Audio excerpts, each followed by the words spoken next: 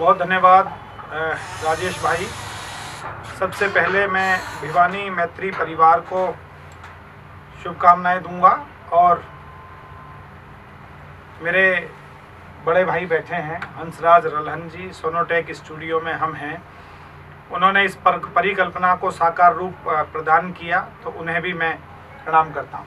बहुत बहुत धन्यवाद। इधर हमारे जैन साहब, मेरा बहुत प्यारा छोटा भाई पीके आज़ाद, मेरे अग्रज, मेरे क्षेत्र के गौरव रामचरण सिंह साथी जी, हमारे राजेंद्र कलकल जी, और राजेश जी ने बताया कि वो मेरे मित्र हैं, लेकिन तुरंत जी ऐसे व्यक्ति हैं जो मेरे भी मित्र हैं और मेरे पिता के भी मित्र हैं। तो ऐसा सेतु है कि पिताजी समझते थे कि वो मेरे मित्र हैं और मैं समझता हूँ। और मेरा बेटा भी उनसे मिलेगा तो वो समझेगा कि ये पापा के नहीं मेरे मित्र हैं। ये कला भी उन्हें आती है। और ऐसे राजेश जी जो शताधिक संख्याओं संस्थाओं के, सामाजिक संस्थाओं के, साहित्यिक संस्थाओं के प्रेरणा स्रोत हैं। और हम दोनों जब बात करते हैं तो राजेश जी से मैं यही बात बोलता हूं कि आप ऐसे कितने सारे कार्यों का संतुलन बिठा लेते हो, और भिवानी मैत्री संघ भी, संस्कार भारती भी, अपना परंपरा भी, और अपना व्यवसाय भी, और कवि सम्मेलन भी।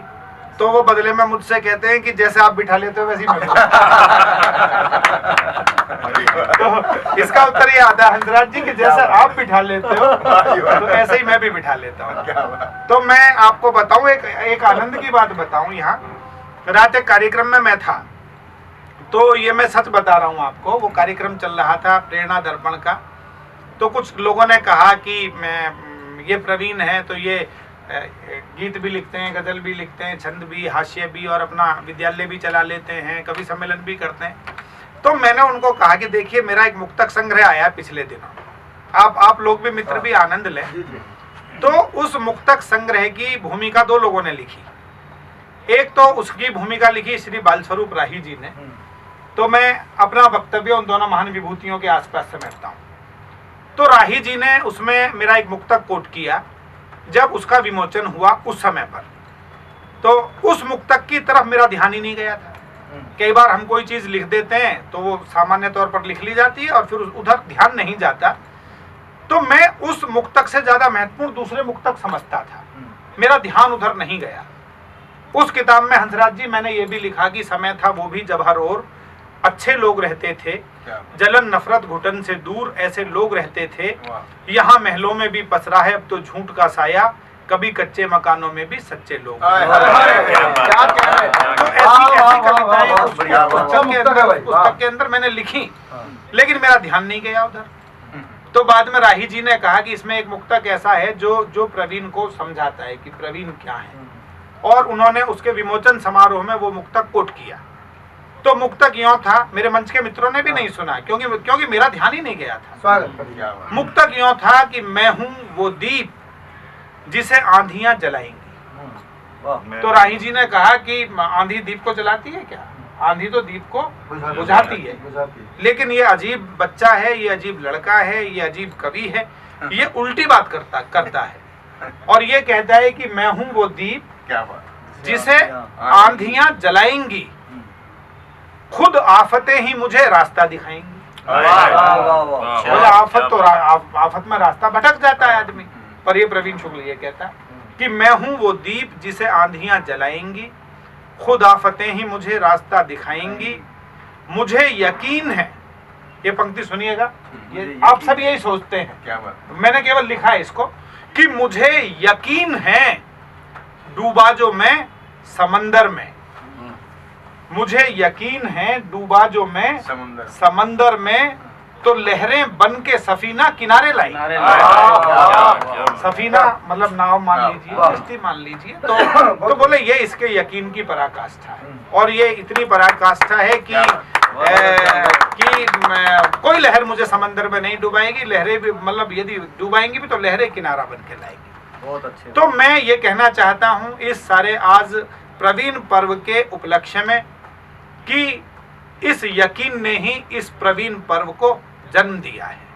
क्या बात। इस यकीन ने, इस मोहब्बत ने जो ये ईश्वर ने मेरे प्रति पैदा की, और राजेश जी ऐसे ऐसे कार्यक्रम हुए, मैं कोई केंद्रीय मंत्री नहीं हूँ, कोई राजनेता नहीं हूँ, कोई ऐसा उद्योगपति भी नहीं हूँ कि जिसकी कोई बहुत बड़ी मल्टीनेशनल कंपनियां चल रही हों, लोग इस कारण कोई कार्य कर रहे हैं।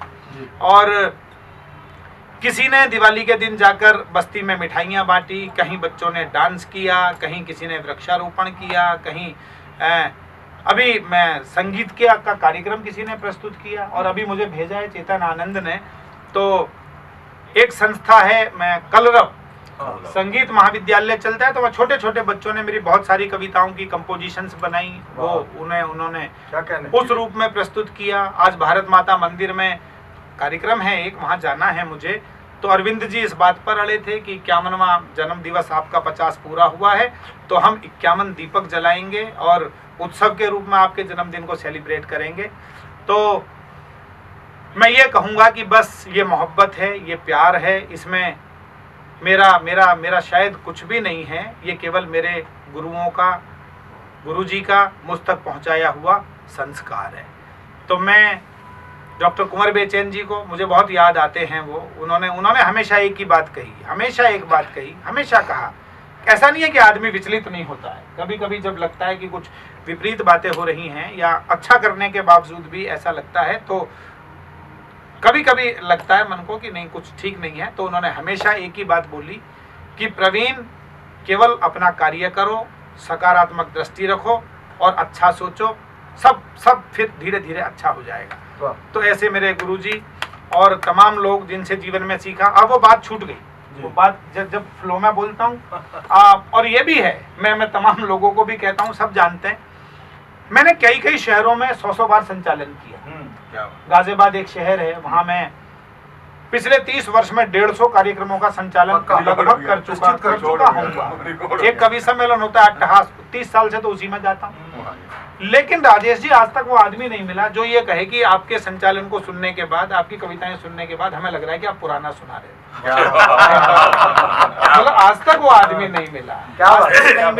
और उसका कारण है कि मैं जब भी माइक पर गया, चाहे मैं संचालन करने के लिए गया या मैं कविता सुनाने गया, मैं एक कोरा कागज लेकर गया। क्या बात। मैंने कभी दिमाग में रखा ही नहीं कि मुझे क्या बोलना है, मैंने दिमाग में सोचा ही नहीं मुझे क्या सुनाना है। क्या बात। और अभी भी आपके बीच हूँ, तो मैं यहाँ बैठा था तो तब तक मुझे नहीं पता था मैं क्या बोलूंगा।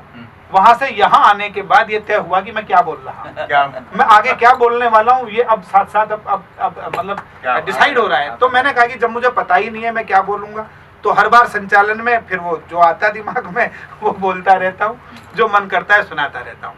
तो आपकी ये प्यार, ये मोहब्बत, और फिर वो बुद्धिनाथ जी वाली बात रह गई। तो बुद्धिनाथ जी ने ये कहा, ये हंसेंगे आप ये बात सुनकर, उस पुस्तक में अंकित है, उन्होंने पुस्तक की भूमिका में ये लिखा, पुस्तक का नाम है खिलौना टूट सकता है, कि यदि आज के युग में 10 भुजा धारणी माँ दुर्गा का आपको कोई पुरुष अवतार देखना हो तो आप प्रवीण शुक्ल को देखना। बढ़िया बात है, वाह वाह वाह। मैं बहुत देर हंसता रहा। मतलब शब्द थे कि यदि आपको आज के युग में 10 भुजा धारिणी माँ दुर्गा का कोई पुरुष अवतार देखना तो ये सब ऐसा है कि सार तत्व ये है दोस्तों कि किसी काम को काम ना माने आप। जो लोग इस YouTube से सुन रहे हैं, मैं एक बात बोलता हूँ अपने छात्रों को, आज सोनोटेक में पहली बार कह रहा हूँ, पहली बार बोल रहा हूँ, आज तक कहीं भी नहीं बोला, अचानक ही मेरे दिमाग में आया है। नए बच्चे भी देखेंगे, नए युवा कवि भी देखेंगे, बहुत सक्रिय लोग भी देखेंगे, तो मैं उनको भी इस प्रवीण पर्व पर अपने माध्यम से ये कहना चाहता हूँ कि हर काम को खेल समझिए, हर काम को खेल समझिए। अभी आप एक लड़के से कहो कि भाई तुम्हें यहाँ से लेकर और शाहदरा तक पैदल जाना है, और ये एक चिट्ठी है, इस चिट्ठी को आप ले जाओ और शाहदरा में प्रवीण शुक्ल के घर देकर आओ, लेकिन पैदल जाना है। तो कहेगा यार क्या आपका दिमाग खराब हो गया है कि शाहदरा जाओ पैदल दे के आऊँ, वो तो 20 किलोमीटर 15 किलोमीटर जाना पड़ेगा। लेकिन अब उसी बच्चे से 15 किलोमीटर चलना नहीं चाहता, पैदल नहीं जाऊंगा 15 किलोमीटर। अब उसी बच्चे से आप ये कहो कि बेटा ये एक फुटबॉल है और हमें 3 घंटे तक फुटबॉल खेलनी है, और इस फुटबॉल को गोल की तरफ जाना है, तो वो उस फुटबॉल के पीछे दौड़ता रहेगा, दाएं ले जाएगा, बाएं ले जाएगा, पसीने आ जाएंगे, उन्हें पहुंच लेगा, और वो बाद में आप उसके टोटल किलोमीटर जोड़ेंगे तो आपको पता लगेगा कि ये 18 किलोमीटर दौड़ चुका है इस मैदान में, बट वो थका नहीं, उसने उसको एंजॉय किया। वो अपनी रनिंग को नहीं नाप रहा है, वो उसको खेल समझकर एंजॉय कर रहा है, जबकि शाहदरा जाते समय वो उसे काम समझ रहा था।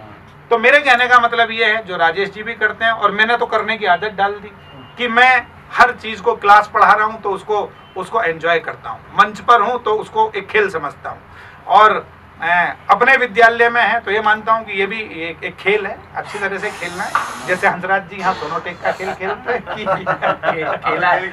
कि मुस्कुराहट है और ये चलता रहेगा, तो ये खेल इसी प्रकार से चलता रहे। आप सबके आशीर्वाद से, आप सबकी शुभकामनाओं से मैं केवल एक मुक्तक सुनाकर अपनी बात को विराम दूंगा, और उन सभी लोगों को, तमाम लोगों को, राजेश जी संख्या की बात नहीं है, ये अभी कहा कि संख्या 50 हो गई, 65 हो गई ना, कोई मैटर नहीं है, संख्या की बात नहीं है, बात है लोगों की मोहब्बत की। क्या बात? आज भी बेल्जियम से फोन आया कपिल कुमार का, और मैंने कहा कि नहीं, आप जो परिचित लोग हैं वही आयोजन करें, आप परिचित लोग ना करें, जो मुझे जानते हैं और अपने मन से कुछ करना चाहते हैं। और एक पूरी कार्यकारिणी में समस्त प्रवीण शुक्ल जन्मोत्सव समिति, हमारा पीके भी उसका अंग है, और बहुत सारे लोग हैं, राजेश जी तो उसमें उपाध्यक्ष हैं, संस्था में कीर्ति काले जी उसकी अध्यक्षा हैं, अनिल अग्रवंशी हैं, हमारा प्यारा चेतन आनंद है, सपना सोनी जी हैं जो जिनकी परिकल्पना है, मेरे बड़े भाई निर्दोष शर्मा जी हैं जो लगातार सक्रिय हैं, चिराग जैन हैं, सौरभ सुमन हैं, और आप तमाम लोग जिन्होंने इसको इतना खूबसूरत रूप प्रदान कर दिया है, और देश के तमाम बड़े कवियों का संरक्षण है इसमें, तो उन सब का भी मैं हृदय से आभार व्यक्त करता हूं। और मेरा एक मुक्तक जो कल मेरी बिटिया ने सुनाया, स्वागत, पढ़िएगा। 1 घंटे के लिए थी वो उस कार्यक्रम में, मेरे पापा, बहुत सारी उसने बातें की, और मुझे भी मैंने कहा कि बेटा क्या बोलोगे, तो उन्होंने कहा कि पापा बताऊंगी नहीं, क्या बोलूंगी, कार्यक्रम देखना पता लगेगा क्या बोलूं। तो मुझे भी उसने गोपनीय रखा, और मुझे भी उसकी श्रोता संख्या बढ़ानी पड़ी, और ये मुक्तक उसने सुनाया। और राजेश जी ये कहकर सुनाया कि एक बार मेरे परीक्षा में कम नंबर आ रहे थे, मेरी पढ़ाई की तैयारी नहीं हो रही थी, तो डैडी ने मुझे 4 पंक्तियां लिख कर दी, और वो पंक्तियां डैडी ने लिखी तो मेरे लिए थी, पर पूरी दुनिया में लोकप्रिय हो गई। मेरी बिटिया ने कल ये बात वहां बताई, और मैंने कहा कि जाने कितने अनुभवों का है यही बस सार अंतिम। तमाम लोगों को जिन्होंने इस पर्व में शामिल होकर मुझे मोहब्बतें दी हैं, मैं हृदय की गहराइयों से उनका आभार व्यक्त करते हुए उन्हें प्रणाम करता हूं, और ईश्वर से यही कामना करता हूं कि ये मोहब्बत इसी प्रकार से बनी रहे। तो ये इस पर्व पर आपका मेरे प्रति सबसे बड़ा उपहार होगा।